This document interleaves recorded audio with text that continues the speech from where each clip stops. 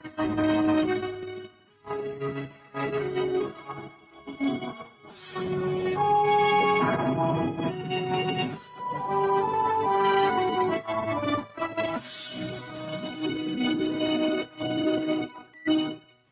6 waktu Indonesia Tengah. Inilah Radio Republik Indonesia Bau-Bau dengan Warta Kepton, berita seputar Kepulauan Buton.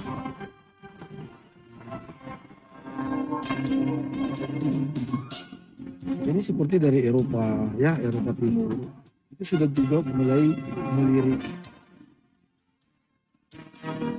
Selalu saya katakan, jangan alergikan sinergi dengan pemerintah, kerjasama dengan pemerintah.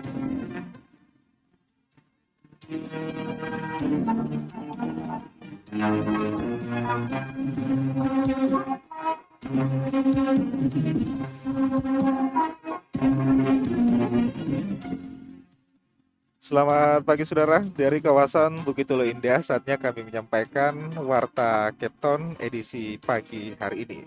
Berita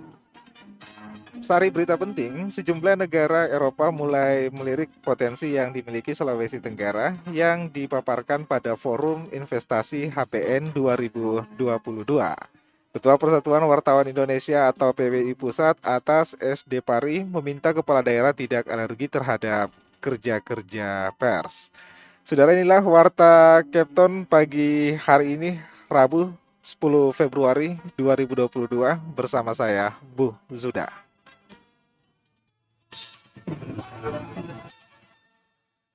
Pendengar, sebelum kami awali penyampaian Warta Kepton pagi hari ini, berikut kami sampaikan update kasus COVID-19 di tanah air.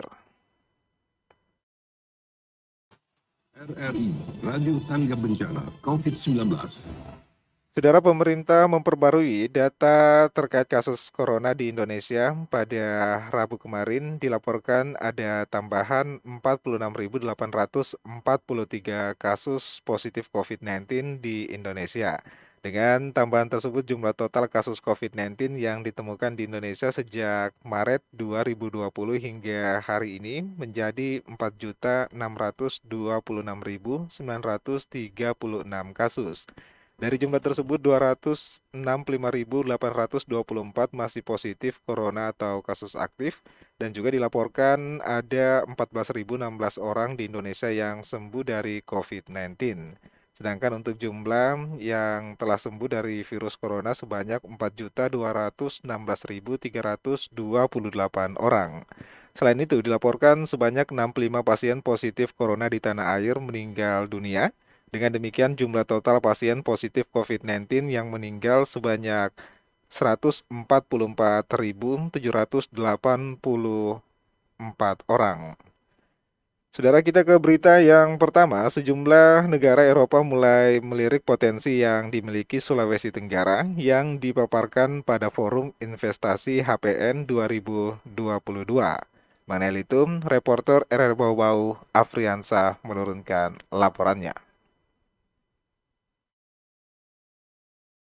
Jadi seperti dari Eropa, ya Eropa Timur, itu sudah juga mulai melirik. Ya. Pemerintah Provinsi Sulawesi Tenggara bersama sejumlah kepala daerah kabupaten kota se-Sultra memaparkan potensi yang dimiliki Sultra di hadapan para duta besar negara sahabat dalam acara Forum Investasi yang merupakan rangkaian Hari Pers Nasional HPN 2022 di Kendari, Sulawesi Tenggara.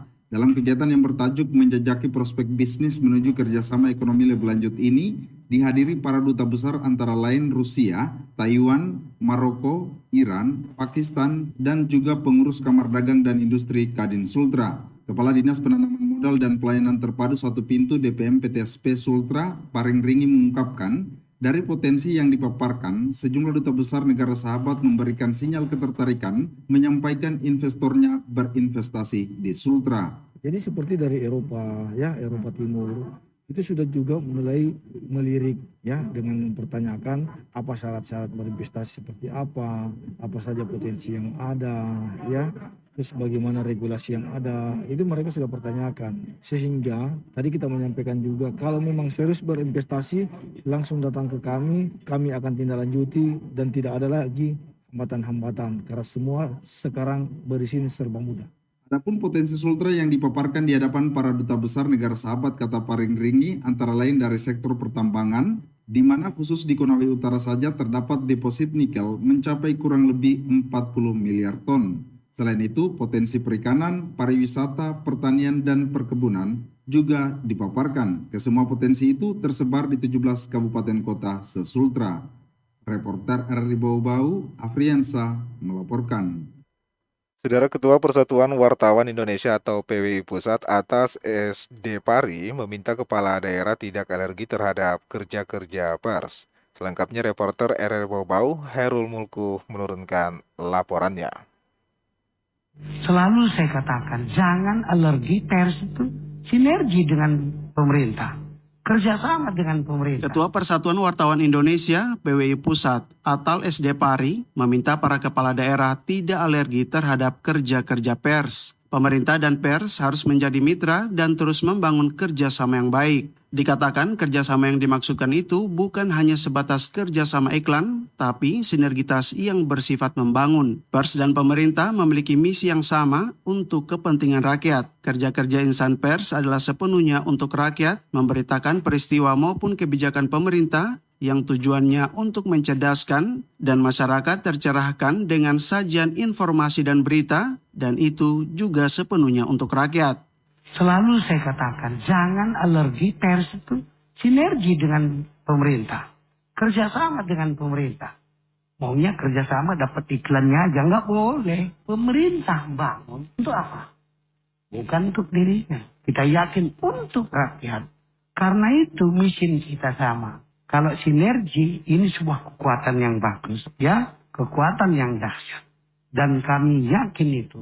Atal menyebutkan salah satu wujud sinergi yang telah terbangun adalah pemberian anugerah kebudayaan PWI yang sudah berlangsung untuk keempat kalinya dan akan terus berlanjut. Insan pers memberikan penghargaan dan apresiasi kepada kepala daerah yang konsisten melestarikan nilai-nilai budaya dan menerapkannya dalam kebijakan-kebijakan di daerah. Di sisi lain, Ketua Komisi Hukum dan Perundang-undangan Dewan Pers M. Agung Darmajaya mengatakan, insan pers juga dituntut terus meningkatkan kompetensi dan value karya jurnalistiknya. Perusahaan pers harus berbadan hukum dan pewartanya harus berkompeten melalui uji kompetensi. Perlu ada kompetensi. Itu menjadi penting. Yang tidak kalah penting lagi ada kode etik jurnalistik, ada kode etik media cyber.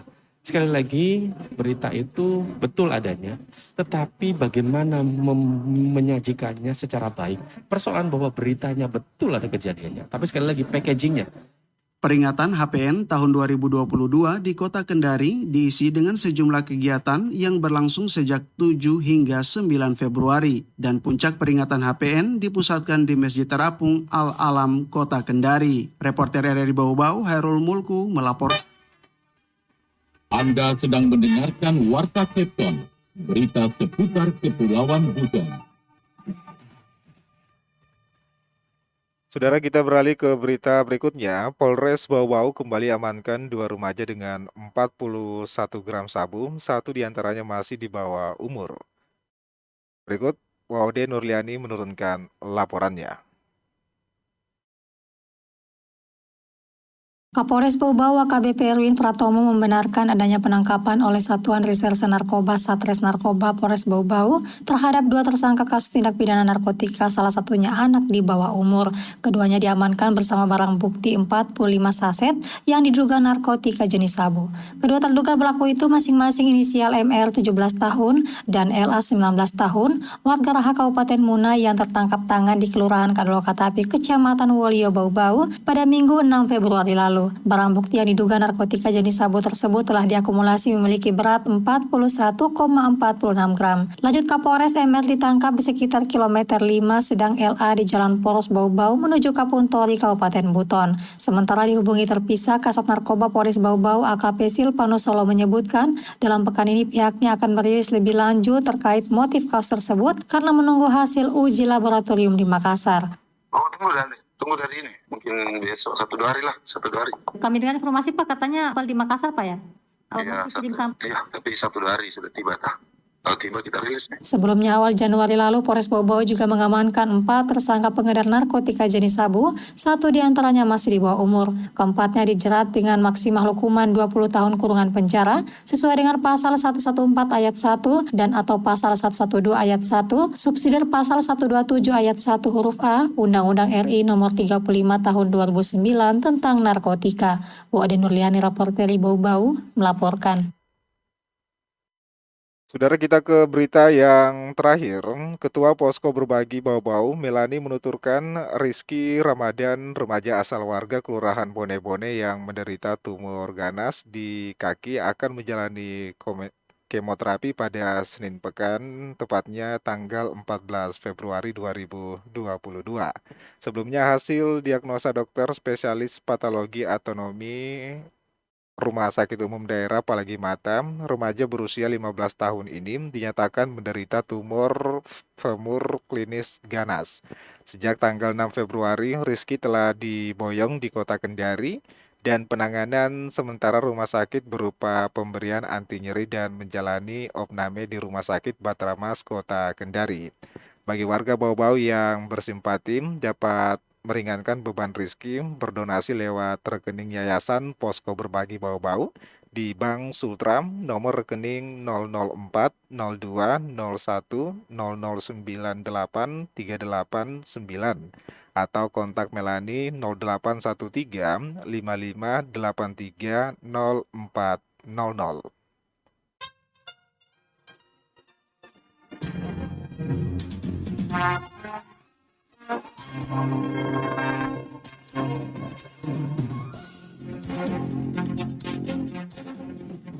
Pendengar, sebelum kami akhiri, kembali kami sampaikan pokok-pokok berita.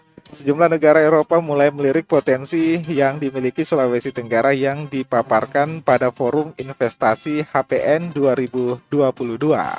Ketua Persatuan Wartawan Indonesia PWI Pusat atas SD Pari meminta kepala daerah tidak alergi terhadap kerja-kerja pers. Saudara, demikianlah penyampaian Warta Kepton pagi hari ini. Mewakili kerabat kerja yang bertugas, kami ucapkan terima kasih atas perhatian Anda. Selamat pagi dan tetaplah bersama kami di RRI Bau-Bau, Radio Tangga Bencana COVID-19.